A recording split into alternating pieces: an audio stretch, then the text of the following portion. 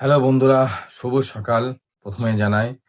আর তার আগে জানাই যে আমার পেছনের ব্যাকগ্রাউন্ডে যেও না। এটা আমাদের একটা ফ্যামিলি বিজনেস, যেটা অনেক দিন ধরে আমরা করে আসছি। তো মেন মুদ্রা কথায় আসি। আমার বেশ কিছুদিন ধরে শরীর খারাপ ছিল, সেটা নিয়ে না হয় একটু কথা বলি যে আর কি কেন শরীরটা খারাপ ছিল। আচ্ছা, তার আগে বলি যে ডব্লিউবিপি এর রেজাল্ট নিয়ে সবাই উদ্বেগে আছেন। তো সেটা রেজাল্ট এক্ষুনি আশা করা যাচ্ছে যে পাবলিশ হবে না। হবে, অবশ্যই হবে। পরীক্ষা যেহেতু হয়ে গেছে, সবকিছুই হয়ে গেছে, অবশ্যই রেজাল্ট পাবলিশ হবে। একটা কেস চলছে ছোটখাটো, ছোটখাটো বলতে পারি, কারণ এগুলো নিয়ে নিত্য নতুন আর কি কেস আমাদের এখানে চলে। তো ওই জন্য বলছি যে এটা প্রায় সাধারণ ব্যাপার হয়ে উঠেছে আমাদের জন্য। আচ্ছা, এবার আসি মেন পয়েন্টে। তো বন্ধুরা দেখো, আমার প্রচন্ড শরীর খারাপ ছিল। এর পেছনে দোষটা আমারই বলতে পারো। আমি নিজেই নিজেকে এতটা খারাপ জায়গায় নিয়ে গেছিলাম যে এই শরীর খারাপটা মানে হওয়াটা যেন বাধ্যতামূলক হয়ে উঠেছিল। অ্যাকচুয়ালি বাধ্যতামূলক না, মানে আমি অবশ্য এতটা বুঝতে পারিনি যে এই ধরনের এতটা মারাত্মক জায়গায় আমার শরীরটা খারাপ হবে।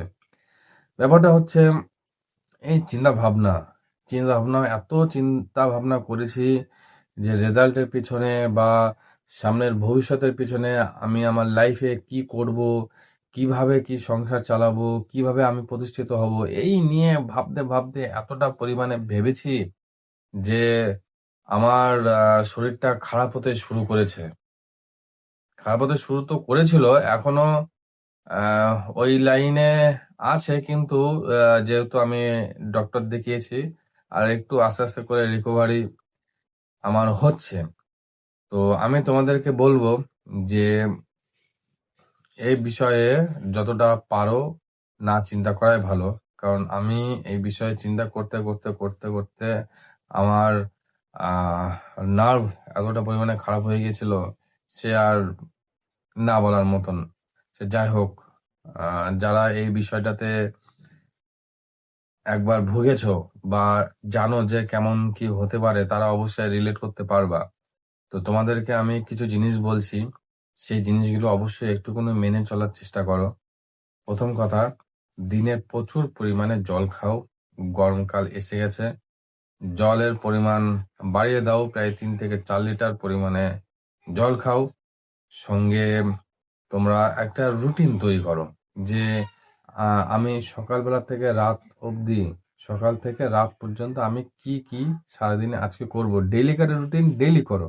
আগের থেকে এই না যে আমি 1 মাসের রুটিন আমি কমপ্লিট করে দিলাম, তারপরে আমি প্রথম দিন যাই মাই করে করলাম, তারপর থেকে আমি করতে পারলাম না, এরকমটা না। ডেইলি রুটিন তৈরি করার চেষ্টা করো। আর রুটিনটা খুব হালকা রাখো। এরকম না একটা দিনে 10-12 ঘন্টা তোমরা পড়াশোনা করবা, সেরকম রুটিন তৈরি করবা, দেখবা কোনোদিনই খাটবে না। আর এতে তোমরা ডিমোটিভেট ছাড়া আর কিছুই হবে না। আমি বলবো যে ছোট ছোট রুটিন তৈরি করার চেষ্টা করো। যেমন ধরো, সকালবেলা তুমি চেষ্টা করলে যে আধা ঘন্টা থেকে 40 মিনিট পড়াশোনার জন্য সময় দেওয়া। দেখবে এইভাবে দিতে দিতে একটা দিন সেই আধা ঘন্টাটা তোমার 1.5 ঘন্টা 2 ঘন্টায় পৌঁছে যাবে, তুমি সেটা বুঝতে পারবা না। তারপরে বিভিন্ন অ্যাক্টিভিটি করার চেষ্টা করো, কাজ করার চেষ্টা করো, এবং মাঠে যাওয়ার চেষ্টা করো। মাঠ অবশ্যই একটা রাখো রুটিন মাফিক, যে হ্যাঁ আমি এই টাইমটাতে মাঠে যাব, আমি এই টাইমটা থেকে একটুখানি আর কি দৌড়াবো। তো এরকম করো। আর সব থেকে বড় জিনিস আমি রিকোয়েস্ট করছি, সব থেকে বড় জিনিস হচ্ছে আশেপাশের আশেপাশের কাকু কাকিমা নামে যারা জঘন্য মানুষ আছে, তাদের থেকে দূরে থাকুন। জঘন্য, আমি ভিডিওটা করতে গিয়ে আমার নিজেরই এখনো পর্যন্ত মাথা কেমন করছে। এদের থেকে আমি হাত জোড়ো করে, দেখো করজোড়ো করে আমি তোমাদের কাছে রিকোয়েস্ট করছি যে এদের থেকে দূরে থাকো। এদের থেকে দূরে না থাকলে তোমরা জীবনে বাঁচতে পারবে না। তারা অনেকে অনেক কিছু বলবে, যেমন চাকরি বাকরি নিয়ে বলবে। তাদের আরো বিশেষ করে তাদের ছেলেমেয়েরা যদি চাকরি বাকরি যদি পেয়ে যায়, তো সেই সব নিয়ে বলবে। তো এদের বলার শেষ নেই। সেই সব কথা তুমি না চাইতেও তোমার মাথার মধ্যে ঢুকে যাবে, এবং তুমি সেটা নিয়ে সারাদিন ভাবতে থাকবা, এবং এতটা পরিমাণে ডিপ্রেশনে চলে যাবা, কি বলবো, সেখান থেকে বেরিয়ে আসা খুব মুশকিলের কাজ হয়ে যাবে। তো আমি বলছি যে যারা অন্তত কলকাতা পুলিশের পরীক্ষাটা ভালো দিয়েছো তারা সেইটা নিয়ে লেগে থাকো, এবং সামনে আপকামিং যে ভ্যাকান্সি গুলো আসছে তুমি এমন ভাবে নিজেকে তৈরি করো যেন এমন হয় যে তুমি শুধু ওয়েট করে থাকছো যে পরীক্ষাটা কবে আসবে। যেই পরীক্ষা আসবে তুমি পরীক্ষা দিতে যাবা, একদম খোলা মনে কলার এইভাবে উঁচু করতে করতে পরীক্ষা দিতে যাবা। এইভাবে যাও, এইভাবে তৈরি হও নিজেকে। শুধু এড়িয়ে চলো কাকে কাকা, ওই যে কি বলো, দেখো তাদের নাম উচ্চারণ করতে গেলেও আমার কথা বেঁধে যাচ্ছে।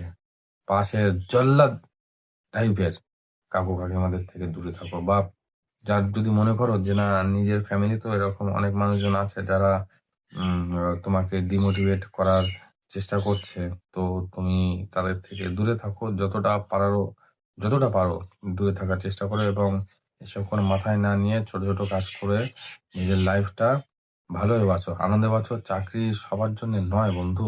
সবাই যদি চাকরি করতো, দেখো যেমন 10 লাখ পরীক্ষার্থী দিয়েছিল পরীক্ষা, তার থেকে হয়তো 10,000 নেবে, সবাইকে চাকরি পেয়েছে? পাবে না। এটাই তো প্রকৃতির নিয়ম। তো এইভাবে আমাদেরকে চালাতে হবে। আমি হাত জোর করে রিকোয়েস্ট করে বলছি, আমি যে ভোগান্তিটা ভুগেছি, আমি কি নিয়ে ভুগেছি, আমি যখন কমপ্লিট ঠিক হয়ে যাব আমি অবশ্যই তোমাদেরকে জানাবো যে আমার কি হয়েছিল। তো তোমরা এসব থেকে দূরে থাকো, ভালো থাকো, গান শোনো, মুভি দেখো, বই পড়ো, মাঠে দৌড়াতে যাও, বন্ধুদের সঙ্গে আড্ডা ইয়ার্কি মারো, সুস্থ থাকো, সবল থাকো। জয় হিন্দ।